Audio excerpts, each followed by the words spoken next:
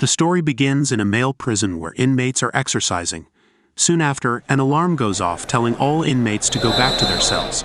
One inmate blackmails Sam, a prison guard, into bringing illegal items. Come on, baby. I need something from you, baby. Get in your cell. You understand me? He threatens to expose Sam if he doesn't obey. You sent my boy $500 with tar and coke all over that shit. I'm trying to help you, man. What you expect? I'm a criminal, baby. Saying Sam will end up in the same prison and under his control. Feeling scared, Sam fights the inmate but gets badly hurt with a cut on his face. Later, he sees a doctor to check for a head injury and get stitches. When Tim and other guards ask what happened, Sam lies. He says the inmate had been causing problems for a while. He's been giving me a lot of lip for a while. Sam claims he just asked the inmate to go back to his cell, but the inmate refused. Sam pushed him, and then the inmate headbutted him in self-defense. Sam hit the inmate with a nightstick to protect himself. Well, son, your first mistake was allowing him into your space and not calling for backup then. To keep Sam safe from other inmates, they decide to move him to the tower. A few days later, Sam is on the roof of the prison when he sees something suspicious happening in the yard. He uses a telescope to get a closer look. Suddenly, a fight breaks out among the inmates. Sam quickly pushes the emergency alarm. The guards rush in, armed with tear gas, and position themselves on the roof as the fight goes on. Tear gas is used, hitting several inmates. When the fight doesn't stop, the guards fire warning shots. This makes the inmates lie down on the ground. Then, accidentally, two inmates attack another inmate. The guards, fully geared up, enter the yard and start tying up the inmates one by one. Meanwhile, Sam realizes his mistake while still on the roof. Warden Mills, along with guards Ed Simmons and Tim, discusses what happened. After the issue with Darryl Johnson, we felt it best he be separated from the inmates. Well, he certainly can't go back in the tower. Tim supports Sam, but Warden Mills is angry. He demands to know why Sam was on the tower and decides where to send him next. No, we need to move him out of here. Tim explains that because Sam was attacked and hurt before, they thought it was best to keep him away from the inmates. Ed suggests moving Sam to other departments like receiving or discharge, or to patrol the perimeter. Tim keeps defending Sam, questioning why he needs to be moved. They will kill him if they get a chance, and you know it. Despite objections from Ed and Tim, Warden Mills orders Sam to be sent to the women's prison and calls for a lockdown. Let's move him to the women's prison. Those girls will be all over him, sir. That could create a whole new set of problems. But if he can't be trusted to not the inmates, then maybe he needs to find a different career. It's the women's prison, or he will be released. We follow Sam after his transfer to the women's prison, where he stands aside to let the female inmates pass. They make enticing moves on him, with some even making suggestive gestures. I need search, Daddy. Inmate Cherry notices Sam as she enters the classroom. Marianne Mollusky catches the overly friendly interaction between Sam and Cherry and demands to know who sent Sam to the women's prison. He explains it was for his own protection after an incident at the male prison.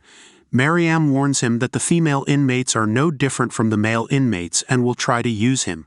During her lesson on human evolution, Cherry uses a mirror to watch Sam, who stands at the back of the classroom.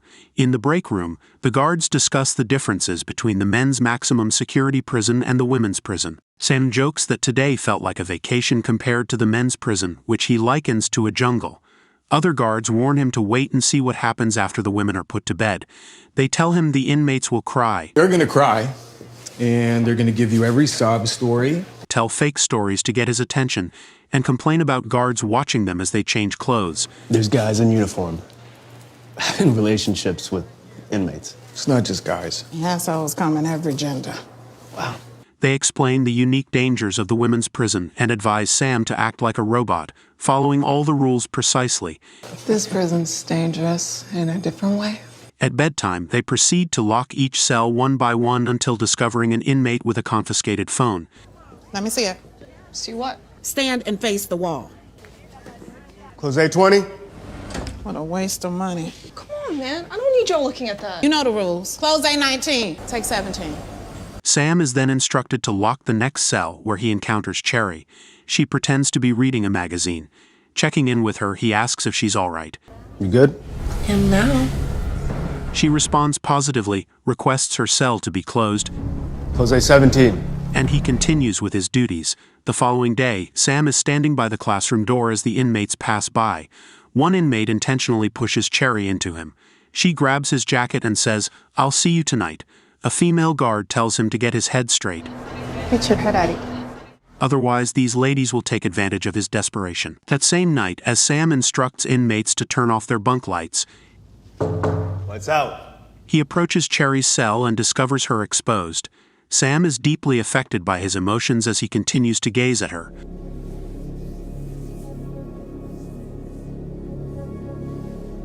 Unbeknownst to them, everything is being recorded on camera. The next day, Sam is in the control room. Cherry starts acting strangely. Yeah, she doesn't look too good. Radio me if she needs to go to the infirmary, and I'll buzz you through. When he comes closer, she pretends to have a pain in her side so she can go to the infirmary. What is it? My side, I don't know. Your stomach? My side, I don't know. Ow. Ask her if she can walk or if she needs a stretcher. You need a stretcher? I can walk, I can walk.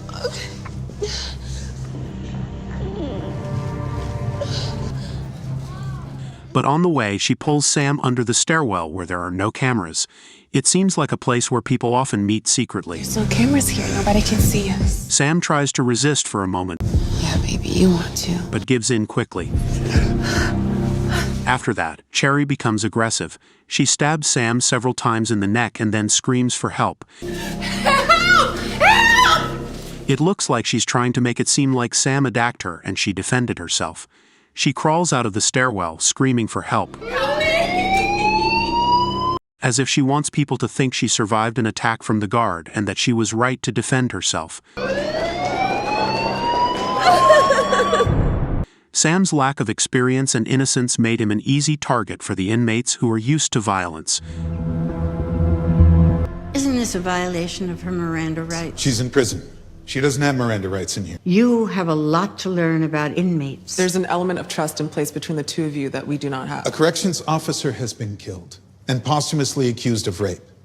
These girls have no options. I have a class to teach. I'm not going to miss it. We'd better get going then. What is it you're hoping I discover? There was no tearing of the vaginal wall, no scratches on his face or arms, no visible signs of a struggle on her body.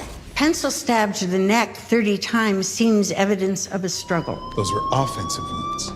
She suffered no defensive wounds, none. That coupled with the fact that his uncle was killed at almost the exact same time, we question it. Question what? The claim is self-defense. Well, that means you question the... Yes.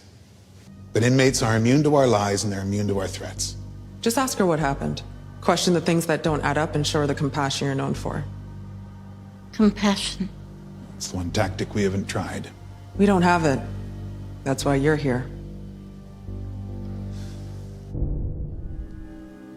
Did he commit a crime? Miss McCluskey, look at that. I feel better already. Thank you for watching. Please subscribe and leave a comment below. See you in the next video.